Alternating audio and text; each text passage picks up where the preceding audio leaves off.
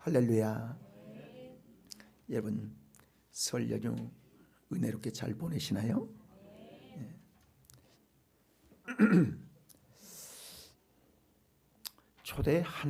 초대 교회는 하나님에 대한 진리의 말씀이요 체계가 아직 잡혀져 있지 않았기 때문에 이 체계적인 말씀, 교리적인 말씀이 잘 정비되고 그리고 체계가 되어지기 위해서 깊은 관심을 기울이지 않으면 안 되었습니다.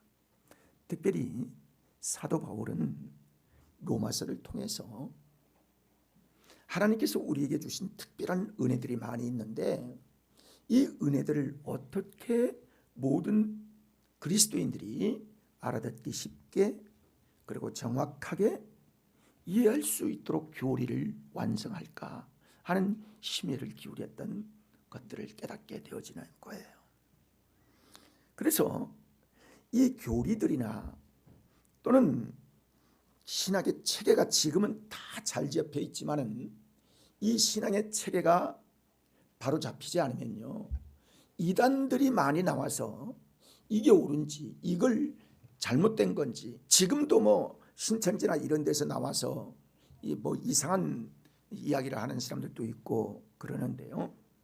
이 신앙의 체계가 잘 잡혀지는 것이 올바른 신앙의 행진을 위해서 얼마나 우리에게 필요한 정확한 하나님의 말씀인가를 사도 바울은 심혈을 기울여 이 체계를 갖기를 원하는 것이 로마서입니다.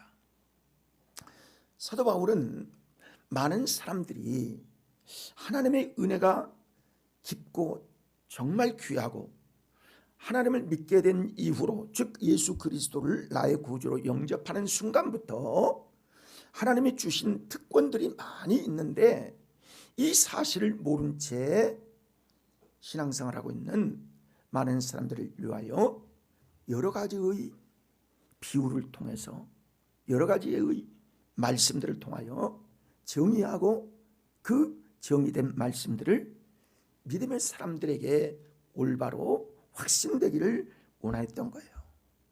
칭의는 뭘까? 의롭게 되는 것이 어떻게 되는 것일까?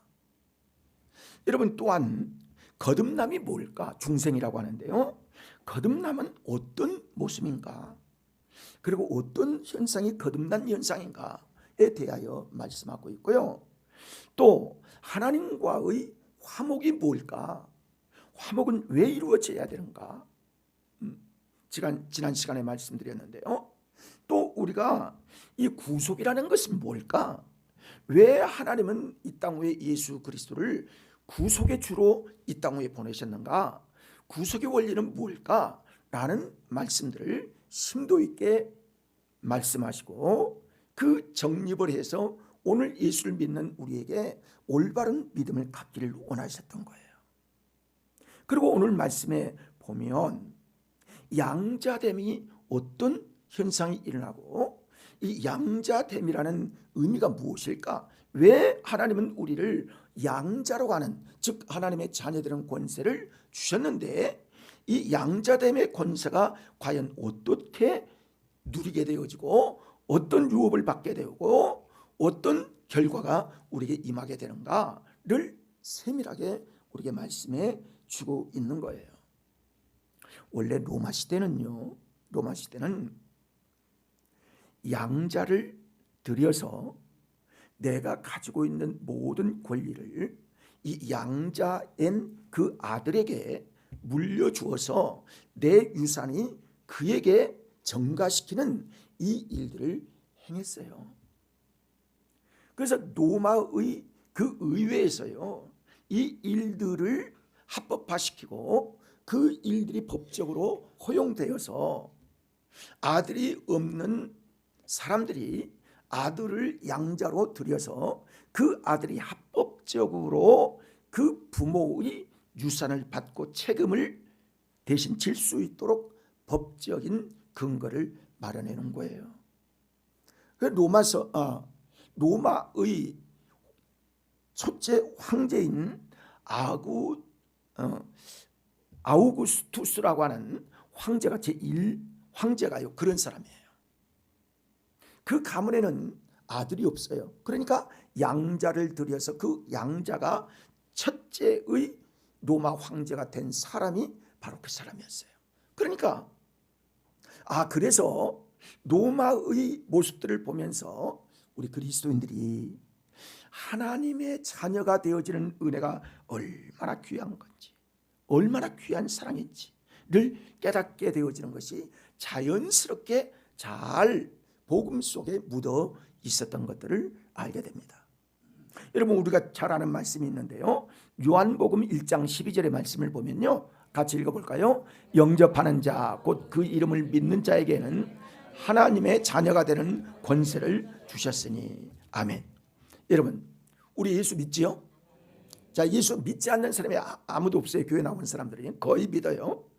근데 예수를 믿게 되면 하나님의 자녀가 되는 엄청난 권세, 놀라운 권세를 하나님께로부터 우리가 받게 됩니다.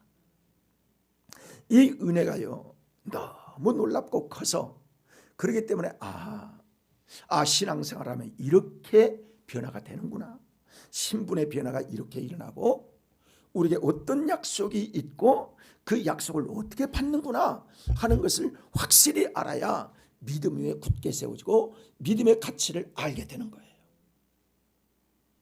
오늘 말씀을 통해서 우리가 그 믿음의 가치가 얼마나 위대하고 귀한 것인지, 내게 주신 하나님의 놀라운 언약과 은혜가 얼마나 소중한 것인지, 얼마나 특권을 우리가 받았는지 생각해 볼 수 있는 귀한 은혜의 시간이 될 줄 믿습니다. 여러분, 그렇습니다.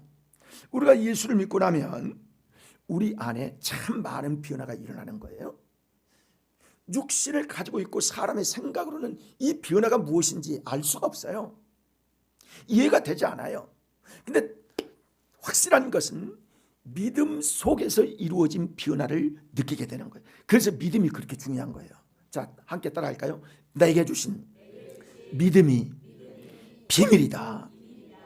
하나님이 주신 이 비밀의 은혜를 하나님께서 우리에게 주신 거예요. 이건 비밀에 속한 거예요. 돈 몇천만 원 몇 억을 버는 거, 이것도 귀하지만, 그러나 보이지 않는 영원한 생명의 소망을 우리에게 주시고 그 약속을 주시고 때가 되면 이루게 하신 하나님의 그 은혜의 유업이 얼마나 큰 권세인지를 하나님은 우리에게 알게 하시기를 원하시는 거예요. 그래서 그 변화 가운데 어떤 관계를 갖느냐면 하나님과의 관계 속에서 이 변화가 일어나게 되는 겁니다. 그러니까 하나님과의 관계를 잘 이루면 이 역사가 이루어지는 거예요. 제가 어릴 때요, 저희가 부모님이 일찍 돌아가시고 고아원에 들어갔어요. 고아원에 들어갔는데 우리 고아원에 있으면요, 이 양자를, 미국에 있는 양자와 부모님, 양 부모님과 편지를 1년에 한 2번씩 써요. 그 노란 그 종이에, 편지 종이에 그걸 주는데, 그걸 어릴 때부터는 잘 모르니까 이렇게 쓰라고 선생님들이 가르쳐줘요. 그러면 거기에 써요. 그래서 보내는 거예요. 그러면 그 양 부모님으로부터 선물도 오고 편지도 오고 그러거든요. 근데 그 중에 우리 친구들 중에 한 사람이요, 양 부모님을 잘 만난 사람이 있어요. 근데 그 양 부모님이 어떻게 잘 만나냐면 이 아이를 미국에 데리고 간 거예요. 그래서 어떻게 된다고 나중에 알아보니까 하버드 대학 보냈다는 거예요. 그 얘기를 듣고요, 내가 너무 부러운 거예요. 너무 귀한 거예요. 나도 선물이 자주 왔기 때문에, 선물이요, 초콜릿도 오고 풍선도 오고, 그리고 이렇게 지팡이 과자도 오고, 이런 게 와가지고요, 참 1년에 한 2번씩 선물이 오는 거예요. 근데 상자 속에를, 상자만 뜯으면 미국 냄새가 나는 거예요. 여러분, 미국 냄새가 어떤 건지 모를 거예요. 나는 맡아봤어요. 그 이상한 좋은 냄새가 나더라고. 그래서 그 선물이 오면요, 친구들하고 다 나눠 먹고 그런 기억이 나요. 그러니까 그 친구는 그 양 부모님을 잘 만남으로 말미암아 아마 지금은 어떤지 모르지만은 나보다 나이가 얼마 어떻게 정확하게 기억이 안 나는데 어쨌든 그런 특혜를 받은 사람이 양 부모님을 잘 만나서 그 아름다운 길을 안내를 받은 그 사람이 있었던 것들을 생각하면서 이 말씀을 준비하면서 그 사람이 뭐 할까? 여러분, 하버드대 아무나 가는 게 아닙니다. 이 양자를, 즉 아버지를 잘 만나게 되니까 그렇게 입양이 되었어요. 한국에서 그때 미국 가는 사람이요 별로 없었어요. 그때 미국을 가려면요 특별한 사람만 갔지 웬만한 사람 못 가는 거예요. 그래, 그때가 60년대 초인지, 내가 뭐 초등학교 때니까 60년대 초일 거예요. 그러니까 몇 년 전이에요 지금부터. 그때 미국을 가서 정착하는 사람이 많지 않았어요. 그런데 그렇게 양부모님을 잘 만나서 그렇게 된 거예요. 이게 양자의 은혜예요. 양자의 축복인 걸 알 수 있는 거예요. 그렇습니다. 자, 우리가 하나님의 자녀가 되면 누리게 되는 특권이 오늘 본문의 말씀을 보면 세 가지로 요약해서 말씀하고 있는데요. 어떤 특권을 우리에게 하나님이 주시냐면 첫 번째 특권은 뭐냐면 함께 하시고 하나님의 인도함을 받을 수 있도록 우리를 하나님께서 인도함 받는 특권이 있어요. 우리 함께 따라 할까요? 하나님께서 나를 인도하신다. 여러분, 우리가요 예수 믿기 전에는 이걸 전혀 몰라요. 나를 언제 불렀는지, 내가 하나님께서 나를 불러서 하나님의 자녀되는 권세를 주셨는지, 구원의 은혜로 나를 인도하셨는지 몰라요. 이스라엘 백성들이요 애굽에서 있을 때 그들이 홍해를 지나 건너왔지만은 하나님에 대해서 제대로 모르는 거예요. 제대로 알지를 못하는 거예요. 그 은혜에 대하여 깨닫지 못하는 거예요. 근데 건너온 사람, 홍해를 건너온 사람들은 하나님께서 바다를 말리고 맨 땅으로 건너오게 하신 하나님의 은혜를 알았을까 몰랐을까요? 알았겠지. 알은 거예요. 우리도 마찬가지예요. 구원받은 사람이 구원받은 다음에 알게 되어지는 이 비밀한 것들이 하나님께서 우리에게 주신 인도하시는구나. 영원한 나의 목자시니 나를 푸른 초장으로 인도하시고 쉴만한 물가로 인도하신 하나님의 인도하심이 우리에게 있다는 거예요. 지금 사랑하는 여러분, 저와 여러분은 하나님의 인도함을 받고 있는 줄 믿습니다. 주님의 인도함을 받는 거예요. 보이진 않아요. 근데 성령이 함께 하시고 말씀이 우리에게 약속하시고 때를 따라 우리의 기도를 통해서 하나님께서 푸른 초장으로 인도하신 하나님의 은혜가 우리에게 있다는 사실을 알아야 합니다. 인생은 언제 아느냐면요 지나보면 알아요. 특별히 하나님의 은혜는요 지나보면 알아. 그렇게 됐네. 그때 이렇게 됐구나. 나는 그때 굉장히 어려움 속에 있었고, 나는 그때 칠흑 같은 그런 어둠 속에 있었는데 돌아보니까 하나님께서 그때 이렇게 나를 인도하셨구나. 이게 인생의 인도하신 하나님을 경험하게 되는 겁니다. 그래서 그때 하나님을 깊이 알게 되는 거예요. 사랑하는 여러분, 나를 인도하신 하나님을 경배하시기를 바랍니다. 하나님께 감사하십시오. 하나님이 인도하시면 따라가시는 우리 모두가 되기를 바랍니다. 여러분, 성경에는요 하나님이 그 백성들을 어떻게 인도하셨는가를 정확하게 보여주는 것이 애굽에서 종살이해야 했던 그들을 가나안까지 인도하셨던 하나님의 역사를 보면 정확하게 알 수가 있는 거예요. 여러분, 광야는 어떤 곳이에요? 사람이 살 수 있는 곳이 아니에요. 낮에는 기온이 40도 올라갑니다. 이상 올라가는 거예요. 밤에는 10도까지 떨어지는 거예요. 밤에는 춥고 낮에는 더운 거예요.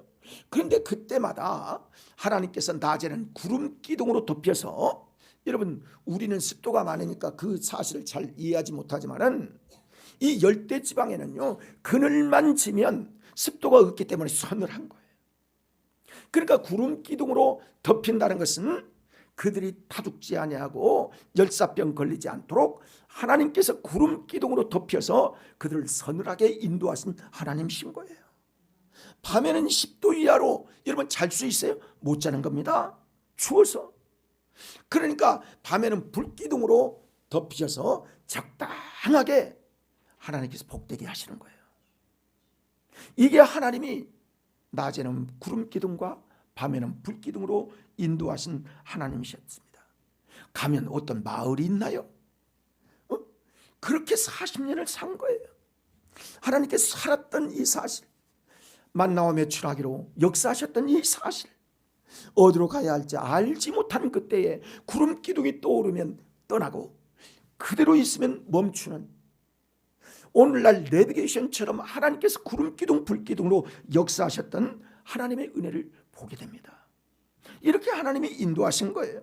어디로 가야 할지, 다음 갈 길은 어디인지 알 수 없을 때에 하나님께서 백성들에게 인도하신 하나님의 역사를 보게 돼요. 그래서 광야 40년을 마치고 가나안 땅에 마침내 들어가게 되었다는 사실을 성경은 분명히 우리에게 기록하고 있는 것입니다.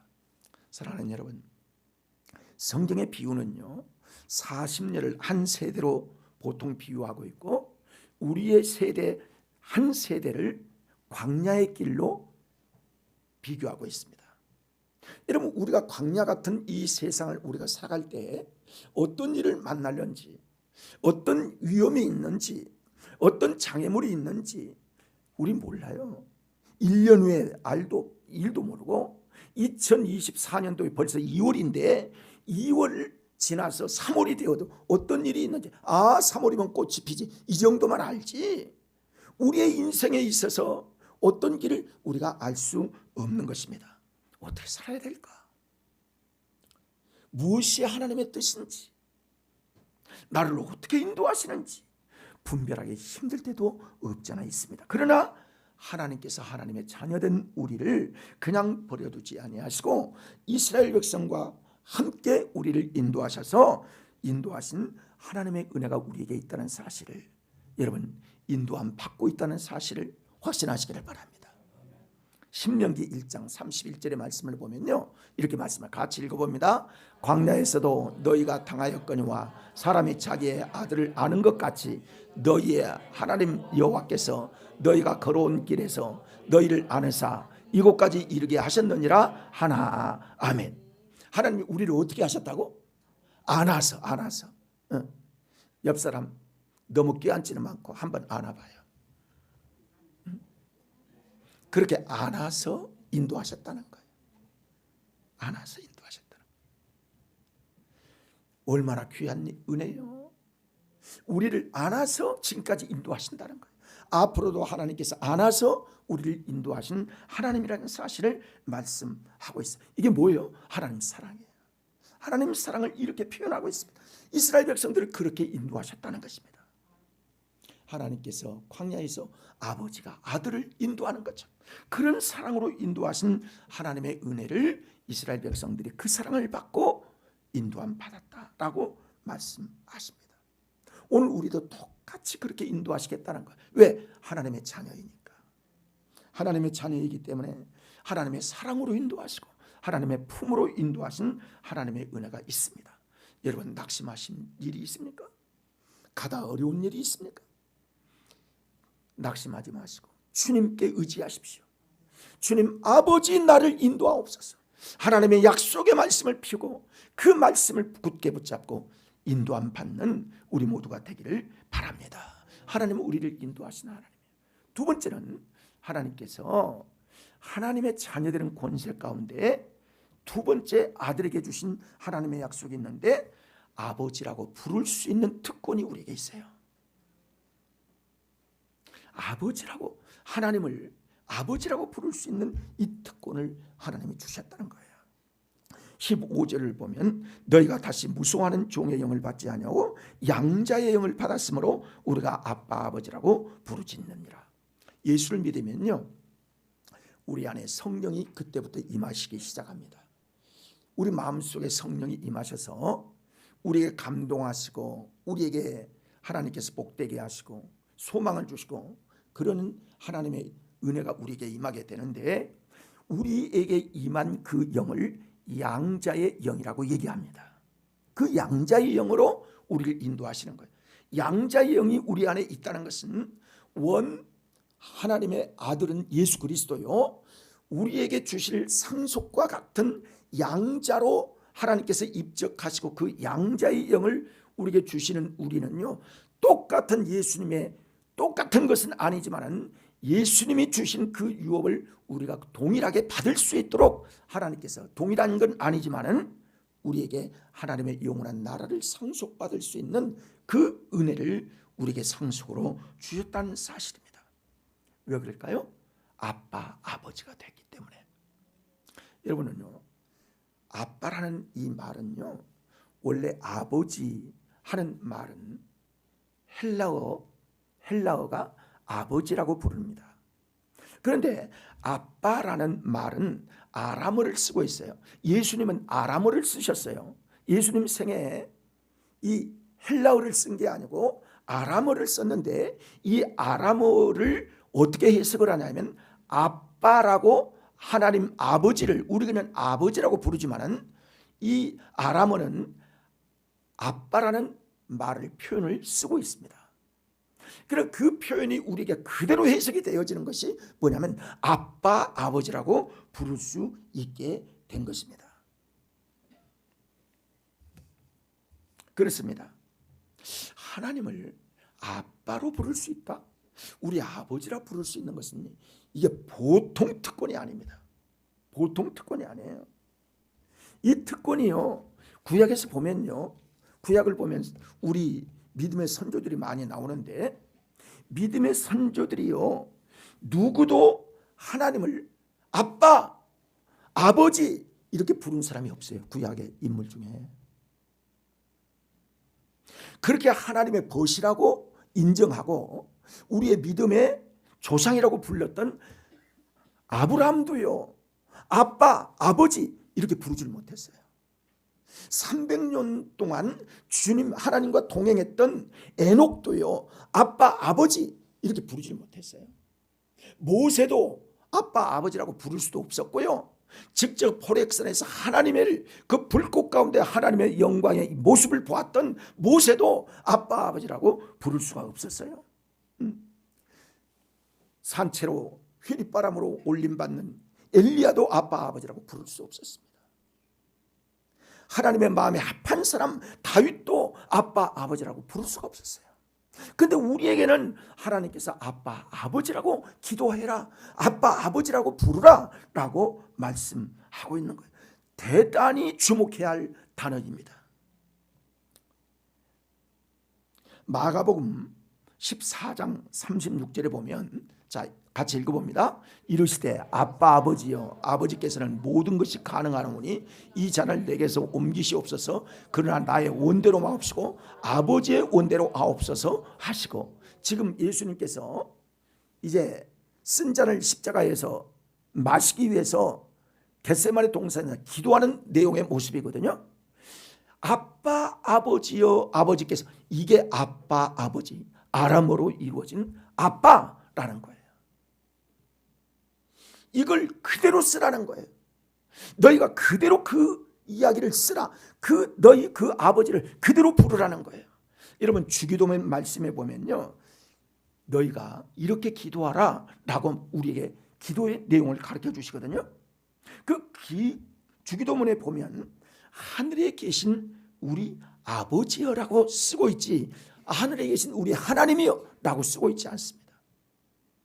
그러니까 너희가 기도할 때 내가 기도하는 것처럼 하늘에 계신 우리 아버지여라고 시작하고, 하나님께 나중에 보면 아버지께 권세와 영광의 아버지께 영원히 있습니다 라고 기도를 끝내고 있잖아요.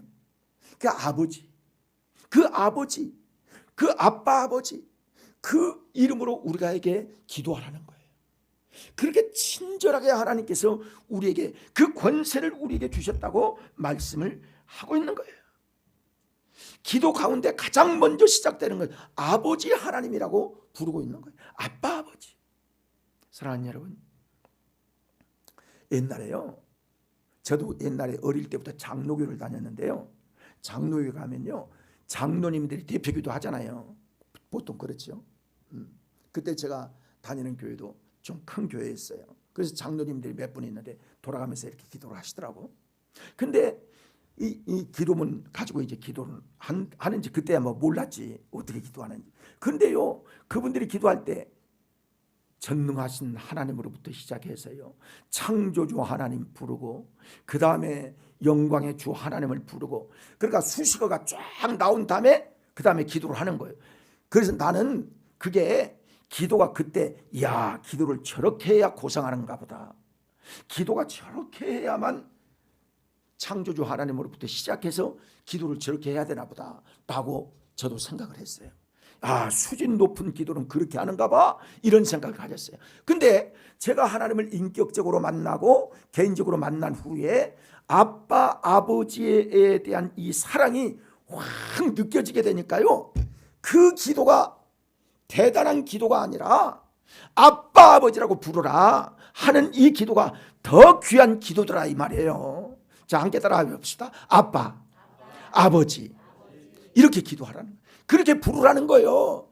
너희가 지금 기도하면서 부르는 아버지 하나님, 그분은 아빠처럼 친절한 그런 하나님임을 너희가 알고 이 특권이 있다는 사실을 너희가 주목하며 신앙생활을 해야 된다. 그래서 친근한 하나님과의 관계를 우리에게 말씀해 주고 있는 겁니다. 하나님과의 인격적인 만남이 이루어지면요, 하나님을 깊이 만나면 이 말씀이 어떤 말씀인지 다 이해가 되는 거예요. 얼마나 귀한 하나님의 은혜와 사랑이 우리에게 있다는 사실을 알게 되는 것입니다. 여러분, 이 아빠, 아버지라고 우리에게 부르신 하나님의 그 예수 그리스도의 은혜가 우리에게 어떻게 알 수 있겠나요? 하나님 앞에 누구든지 담대히 나갈 수 있다는 거예요. 누구든지 하나님의 이름을 부를 수 있다는 거예요. 예수 그리스도를 통해서 우리에게 주신 하나님의 은혜가 누구에게든지 믿기만 하면 구원을 이룰 뿐만이 아니라 하나님의 유월을 받고 유산을 받을 수 있는 그 은혜가 우리 죄인을 부르신 하나님의 사랑인 줄 믿습니다. 이 은혜가 우리에게 있는 거예요. 그래서 우리가요, 기도할 때 뭐 수식어를 많이, 그것보다도요, 그것도 때로는 필요하겠지만은 그러나 억지로 기도하려고 생각하지 마시고 솔직하게, 아빠 하나님, 오늘 우리 목사님이 설교할 때 아빠, 아버지라고 부르라고 했는데, 아빠, 나는 죄도 많고 나는 허물도 많고 나는 약점도 있고, 그런데 어떻게 해요? 그렇게 생각하지 말아야 합니다. 사랑하는 여러분, 주님께서 아빠로 부르신 그 은혜를 우리에게 너희도 이렇게 기도하라고 하신 주기름을 통해서 말씀하신 것처럼 나도 주님 앞에 담대하게 아빠, 아버지라고 부를 수 있는 그 은혜를, 그 특권을 우리에게 주셨음을 깨닫고 아빠, 아버지라고 친근하게 하나님의 이름을 부를 수 있는 담대한 믿음이 우리 모두에게 임하기를 바랍니다. 그 다음에는요, 하나님이 우리에게 상속을 주신 축복의 특권이 우리에게 있는 것들을 알게 합니다. 자녀이면 또한 상속자고 하나님의 상속자요, 그리스도와 함께한 상속자라 말씀합니다. 여러분, 당연히 부모가 유산이 많고 자녀들에게 물려줄 것 많으면요, 누구에게 주겠어요? 자녀에게 주는 거예요. 누구든지 유산을 자녀들에게 주기를 원하시는 거예요. 그러니까 예수 그리스도께서 우리의 모든 죄를 담당하신 친아들이셨기 때문에요, 그에게 세상 권세를 다 주신 거예요. 그래서 예수님이 재림하실 때 세상을 심판할 권세를 하나님께서 아들에게 주셨고, 아들 대신 예수 그리스도께서 심판의 권세를 주었고, 하늘과 땅의 모든 권세를 내가 내 친자식인 예수 그리스도에게 주는 유산을 예수님께서 받으셨다는 거예요. 그래서 예수님이 모든 것들을 가질 수 있는 그 능력이 예수님 앞에 있는 겁니다. 그런데 예수님이 우리의 모든 죄를 담당하시고 우리에게 주신 그 생명의 능력이 우리에게 있어서 나를 믿는 자, 그러면 내가 아들 된 것처럼 나를 믿는 모든 사람들에게 똑같은 하나님이 우리에게 주신 그 권세가 있다는 사실을 성경은 예수 그리스도를 통해서 우리에게 말씀하시는데, 그게 상속자요, 그게 유산이라고 하는 것입니다. 그게 우리에게 주신 은혜가 어디 있을까? 어떤 유산을 주셨을까? 자, 중요한 말씀을 여러분에게 조금 더 드리겠습니다. 이 유산을 어떻게 주셨어요? 우리가 받을 유산이 어디 있을까? 자, 내가 얘기하면 뭐 통하지 않고 말씀이 어떠한가를 봐야 되죠. 마태복음 25장 34절. 자, 시작. 그때 임금이 그 오른편에 있는 자들에게 이르시되 내 아버지께 복받을 자들이여 나와 창세로부터 너희를 위하여 예비된 나라를 상속받으라. 아멘. 자, 우리가 어떤 사람들이요? 복받은 사람들. 왜? 예비된 나라를 상속이 있기 때문에. 예수 믿고 아무것도 없다. 누가 예수 믿겠습니까? 구원을 받을 뿐만이 아니라 하나님께서 예비한 영원한 나라가 우리에게 받을 상속이에요. 상속. 영원한 나라가 상속이에요. 이 땅에서 이것 받고 이 땅에서 저것 받고, 이거는요, 우리가 하나님이 가장 좋은 것을 우리에게 예비해 주셨을 거 아니에요. 왜? 하나님이 최고의 선물을 예수님께로부터 우리에게 주시기 때문에. 왜 그럴까요? 우리의 죄를 위하여 예수님께서 십자가에 달려 죽으시기까지 우리의 모든 죄를 담당하고 대신 죽었으니까, 내가 죽어야 할 그 자리에 예수님께서 죽으셨으니까 예수님이 받을 그 권세 안에 우리가 받을 상속이 그 안에 있는데, 그 상속이 어떤 것이냐면 영원한 하늘나라를 하나님께서 우리에게 유업으로 상속으로 주신다고 말씀해 주고 있어요. 그렇습니다. 여러분, 그래서요, 이 땅 위에서 모든 것들을 다 받겠다는 그런 생각을 가질 수는 있겠지만은 그건 욕심일 수도 있습니다. 그러니까 우리로 인내해서 하나님께서 주신 믿음을, 우리에게 주신 이 믿음 잘 지켰다가, 인내하고 믿음 지켰다가 영원한 하나님의 나라의 상속을 약속했기 때문에 그 상속이 어마무시하게 놀랍고 큰 그 상속이 우리 앞에 있다는 사실을 믿고 믿음으로 그 상속 다 받읍시다. 다 받읍시다. 이걸 위해서 우리 주님이 우리에게 약속하신 거예요. 이 세상에 잘 살기 위한 어떤 것들, 그것도 우리가 자연스럽게 하나님이 주셔요. 그런 기도할 제목도 아니더라고, 어떻게 보면. 그러니까 그냥 하나님만 잘 믿게 되면요, 생각지도 않는 일이 풀리게 되는 거예요. 때를 따라 역사하시는 거예요. 때를 따라 역사하시는. 우리나라를 축복하신 것처럼 하나님이 우리 나라가 축복이 되면 내가 축복을 받을까 안 받을까요? 우리가 스스로 받는 거예요. 나라가 잘 되면 우리가 스스로 잘 되는 거예요. 하나님의 나라가 잘 이루어지면요, 우리는 그 안에서 모든 것들이 보장되게 하시는 하나님의 약속과 은혜가 우리에게 있다는 사실을 알아야 합니다. 그래서 하나님 뭐라고 그랬어요? 먼저 하나님의 나라와 의를 구하라. 그리하면 너희의 필요한 모든 것들을 내가 너희에게 더하여 주시리라고 말씀을 하고 계세요. 하나님의 은혜지요. 그렇습니다. 우리가 받을 상속은 하나님의 나라인 겁니다. 여러분, 그런데 그러면 그때만 받고 지금은 우리가 그냥 고난 속에 살아야 된단 말인가? 아닙니다. 하나님은요, 우리의 영원한 하나님의 상속의 나라가 있게도 하시지만은, 그러나 그 나라를 이 땅 위에서도요 누릴 수 있도록 우리의 마음속에 하나님의 성령이 역사하고 계시다는 사실을 여러분 아셔야 합니다. 제가 예화를 하나 들게요. 남아프리카의 대통령이 만델라 대통령이에요.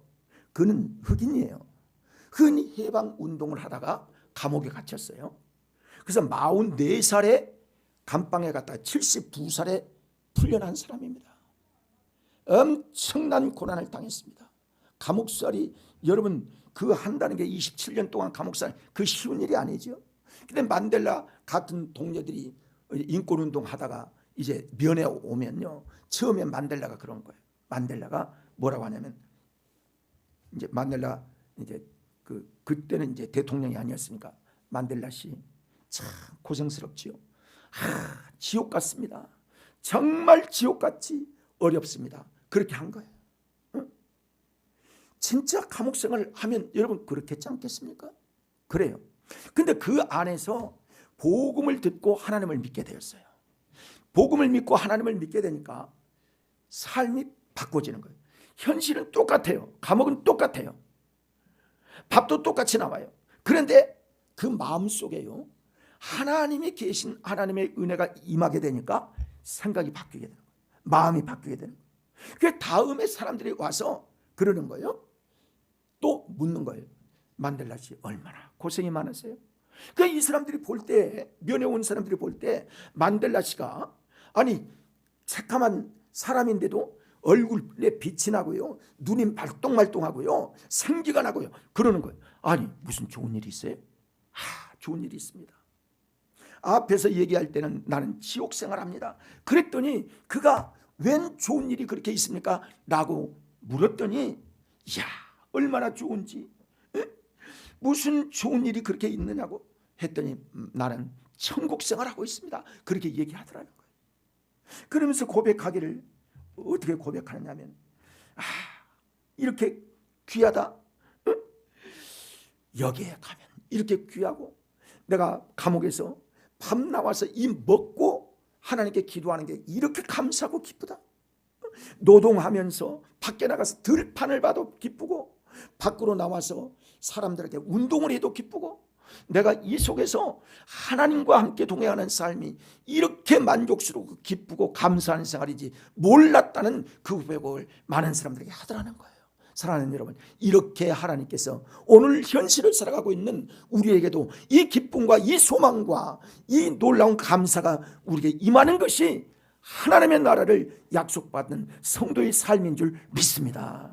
이게 은혜예요, 이게. 자, 함께 따라 합시다. 나는 은혜 많이 받았네. 믿습니까? 그렇습니다. 하나님의 은혜는요, 어떤 물질적인 풍요로 어떤 사이즈나 어떤 목적을 이루려, 이것들이 중요한 것이 아니라 영원한 하나님의 유업을 분기수로 받을 이 귀한 유산이 우리에게 있다는 사실이 얼마나 감사한지 여러분 감사하며 삽시다. 이게 우리에게 주신 하나님의 축복이요, 유산을 받은 믿음의 고백인 거예요. 믿음의 사람들은 그렇게 살아가는 거예요. 현실은 바뀌지 않았어요. 그러나 하나님이 주신 모든 것들이 감사하고 모든 것들이 기쁘고 그 나라를 소망하며 하나님과 동행하는 삶을 이루게 되는 유산이 우리에게 주신 특별한 하나님의 사랑인 줄 믿습니다. 이 은혜를 하나님이 우리에게 주셨다는 거예요. 사랑하는 여러분, 하나님의 자녀가 된 이 큰 은혜가 우리에게 얼마나 귀하고 감사한지 오늘 세 가지를 말씀드렸습니다. 하나님이 우리를 인도하신다. 아버지라고 부를 수 있다.